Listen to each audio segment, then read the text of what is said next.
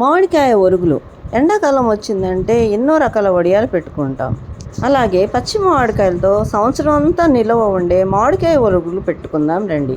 వాటికి మీకు కావాల్సినన్ని మామిడికాయలు తీసుకొని శుభ్రంగా కడిగి ఆరబెట్టి పొడిగుడ్డతో తడి లేకుండా తుడుచుకోండి.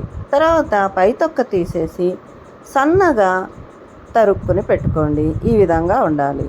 వీటిని ఈ విధంగా ఆరబెట్టుకోండి. ఎండలో పెడితే ఒక రోజులో ఆరిపోతాయి.